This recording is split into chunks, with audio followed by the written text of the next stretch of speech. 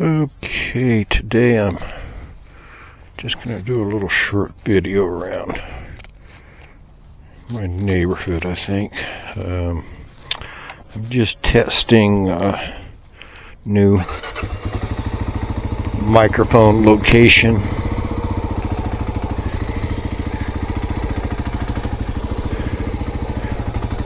New helmet, actually.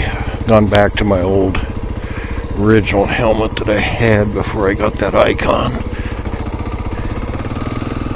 This one gets the mic a little bit further away from my mouth, but I don't know, it might get a lot of engine noise, so we'll see.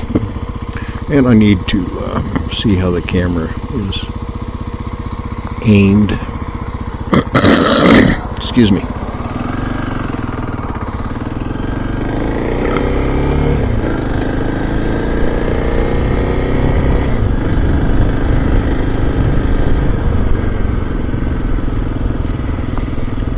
think I'm about ready to get the front end of this Kawasaki up in the air and see if I can feel anything binding in that headset.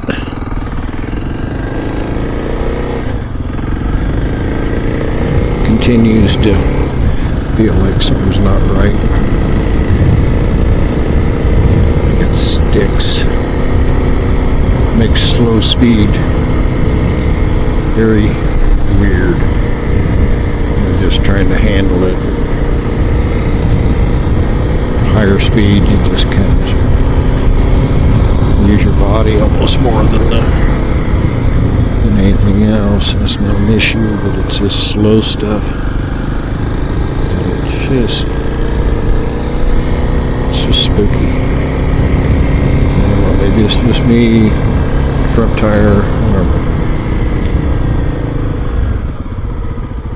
Like coming up to a stop here, it just feels like it's like I'm fighting it to keep it straight. Beautiful day again.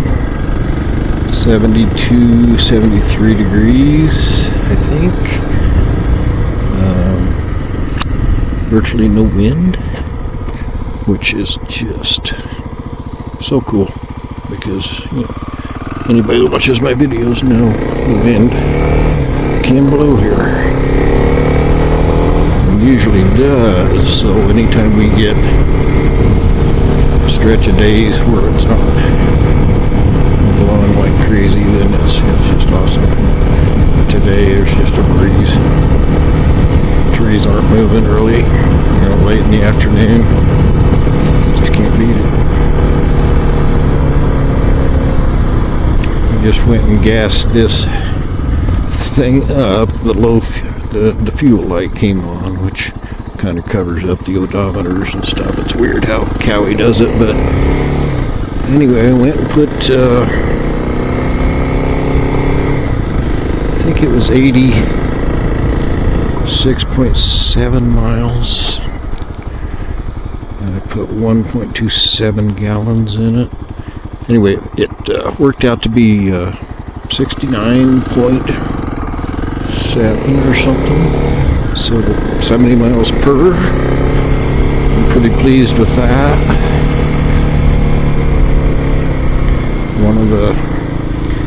That included a trip up Casper Mountain, which is a fairly steep thing. Got the throttle open.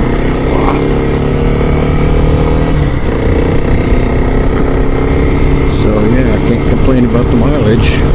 I thought the Honda was fantastic at 80, and I know it's going to go up from there. Excuse me, as it gets broke in, and then also when I jet it down, and because it's a carbureted deal, that's how they kept the price so cheap on it.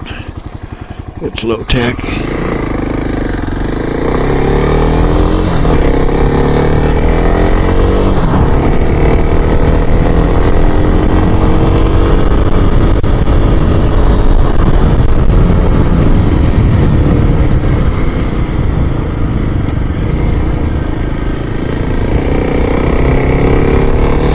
see guys on Facebook, or not on Facebook, excuse me, on YouTube, talking about the little Honda XR150, and they don't really understand what a choke does on a carburetor. They don't really realize that it's something you have to use when the engine is cold. That's how you start it. That's what it takes to enrich the mixture enough that it'll run and stay running. And these guys are going and rejetting, sticking in bigger jets, pilot and main, to get it to start up without using the choke.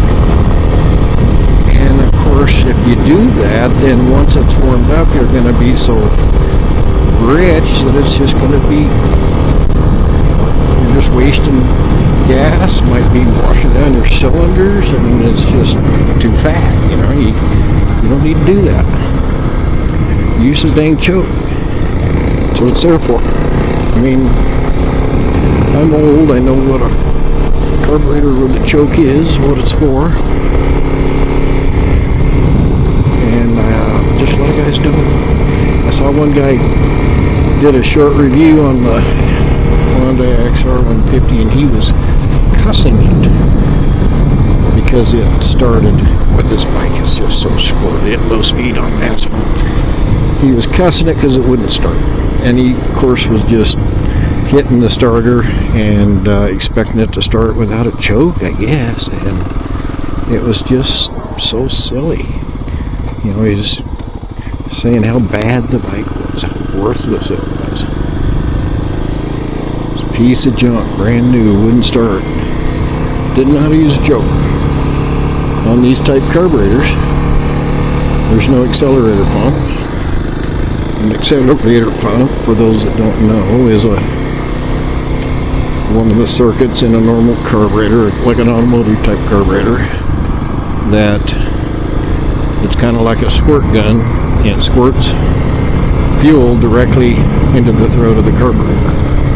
And anytime the accelerator is being opened, that accelerator pump is going to get a little shock. When you're at steady speed, nothing happens. If you're at steady throttle, it's only when you're accelerating the throttle. And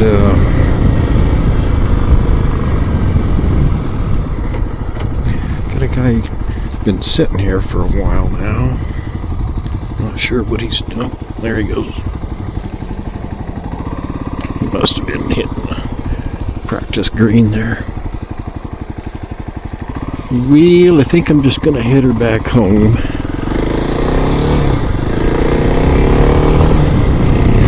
So I can look at this video, see what it sounds like, see if my voice is not just so harsh, and see if the engine noise is tolerable. This Kawasaki has a lot of,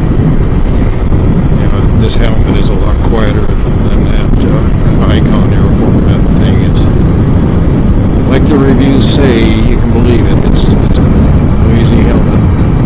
This one, I've got the shield partially open because I've got the chin strap that straps on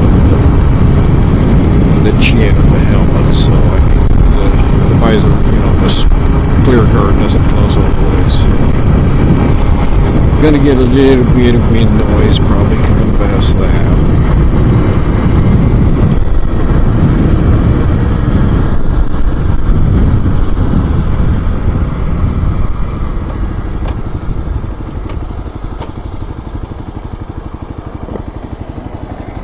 Oh, dude, I kill him.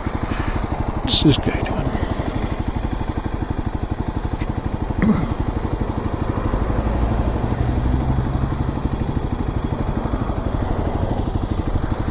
I don't know, maybe it is these knobbies. You kind of lean the bike a little bit and turn the handlebars, and you kind of get that weird feel.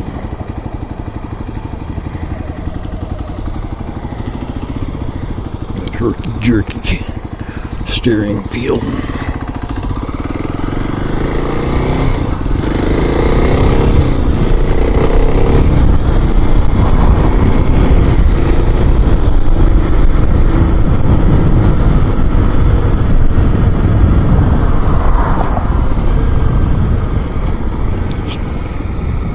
Kawasaki's the transmission pretty close ratio.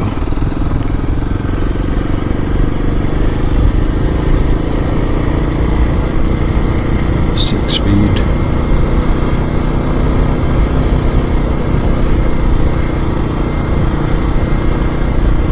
Still, I think I might go home and put a jack underneath the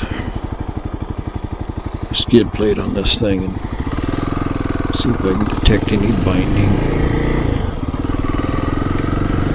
That's what a lot of the stuff on the Facebook and YouTube and some forums for the KLX 300 were all talking about some weird low-speed steering issues, and a lot of them were talking about the headset torque being too tight. Factory, not the factory, whoever assembled it over-torqued them. So the bearings are binded a little bit in there and stuff. So I do have an appointment with a dealership later this month. Not sure how enthusiastic they'll be. It could be a warranty thing. I did not buy the bike from them. I bought it used. It came from, I think, Rapid City originally.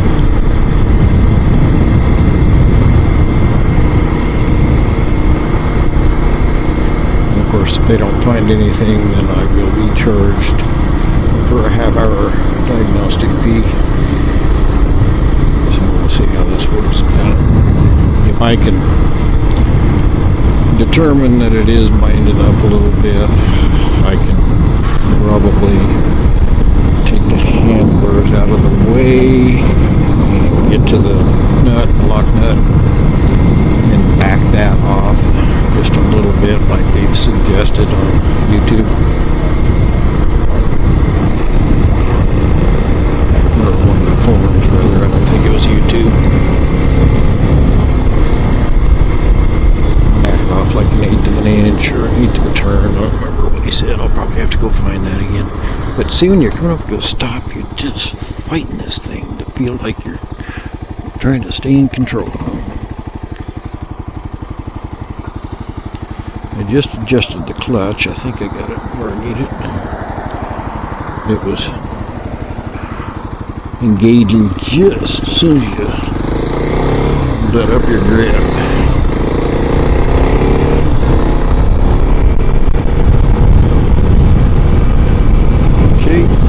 Back home, and I'll review this video, and I may or may not post it on YouTube. If I do, hope you enjoy it. Give it a like. I never ask people to do that, but never hurts. Subscribe if you wish. I don't monetize. I'm just shooting raw footage and blabbing. It's not exactly a professional type thing. So, just trying to give a little insight on a couple of motorbikes, in case people were thinking about buying one. Okay, it's been fun. We will see you later.